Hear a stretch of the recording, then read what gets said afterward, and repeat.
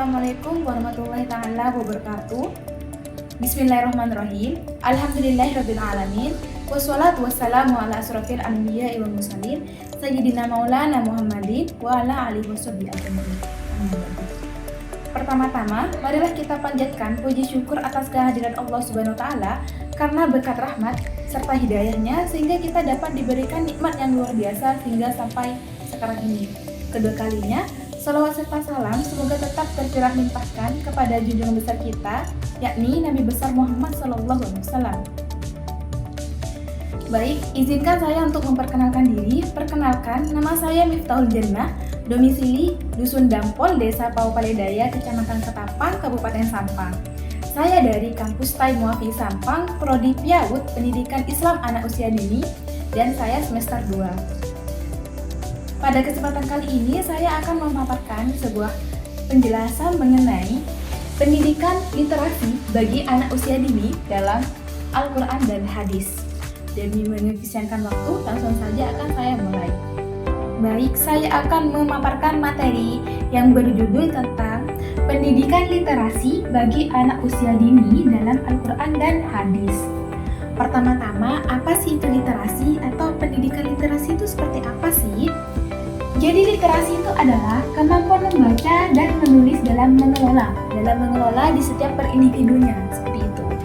Dan juga menurut UNESCO, pengertian pendidikan literasi itu adalah suatu perangkat nyata yang difokuskan atau yang mengutamakan keterampilan membaca dan menulis, seperti itu.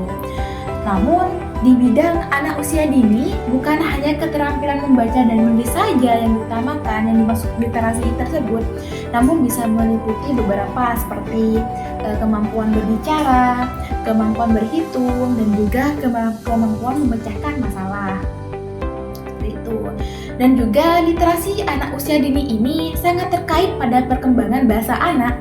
Seperti anak itu mudah memahami bahasa yang dia dapat dari seorang atau lontaran bahasa yang dia dapat dari per orang, seperti halnya seorang guru menanyakan hal-hal atau melontarkan bahasa yang baik ataupun tidak, anak itu bisa langsung menangkapnya, orang tua baik ataupun guru. Dan juga penyampaian bahasa yang anak sampaikan, dia juga bisa menyusunnya, juga bisa meresapinya, seperti itu. Dan juga kemampuan aksaranya itu kepada anak itu juga semakin meningkat jika dikembangkan literasinya.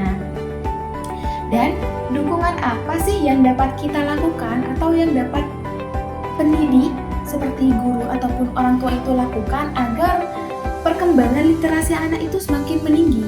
Ada beberapa langkah atau ada beberapa tahapan kepada pendidik juga terhadap peserta didik agar literasi kepada AUD itu, anak usia dini tersebut itu dapat berkembang secara bertahap tinggi. Yang pertama itu seperti menciptakan suasana yang nyaman, menciptakan suasana yang damai itu agar kenapa? Agar anak dapat leluasa beraktivitas. Semisal halnya itu kalau di sekolah menciptakan ruangan yang nyaman, gimana ya? Agar anak itu leluasa bermain, beraktivitasnya itu enak, seperti itu. Untuk yang kedua itu membangun komunikasi yang baik dengan peserta didik atau dengan anak. Agar kenapa? Agar nantinya anak itu nyaman untuk terbuka terhadap peserta didik tersebut, terbuka terhadap pendidik atau guru-guru ataupun orang tuanya dia, seperti itu.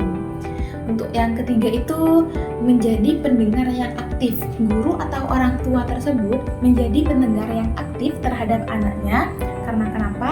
Karena di saat anak sudah dapat tempat untuk dia meluapkan ceritanya, maka dia akan merasakan kenyamanan sehingga dengan spontan dia akan jujur dan juga leluasa dan juga akan bersikap positif. Dan untuk yang keempat itu bisa mendorong anak bersifat kritis, seperti halnya itu guru, pendidik seperti guru ataupun orang tua itu menanyakan hal-hal yang terbuka terkait sebuah hal yang positif terhadap anaknya. Karena kenapa? Itu memancing untuk anak berpikir, memancing untuk anak memiliki daya tarik terhadap hal yang ditanyakan. Namun hal yang tersebut merupakan hal-hal yang umum, bukan khusus seperti itu.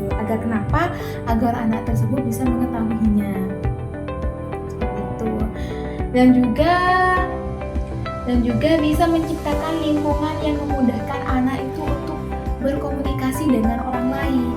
Semisal halnya itu di sebuah ruangan rumah ataupun sekolah, ada peletakan masing-masing, ada peletakan buku ataupun ada peletakan buku baca, buku cerita, bolpen, sehingga nanti anak ketika ingin mengambil buku baca di tempat buku baca itu kan bukan hanya satu anak atau dua. Tentunya jika guru memerintahkan ayo waktunya untuk membaca, anak tersebut akan spontan langsung duduk di tempat bacanya. Jadi harus dipetakan sehingga nanti semua anak-anak tersebut akan saling berkomunikasi dengan baik. Itu akan saling tanya menanya lah. Tentunya kan anak kecil nggak diem ya. Dan untuk yang selanjutnya ada lagi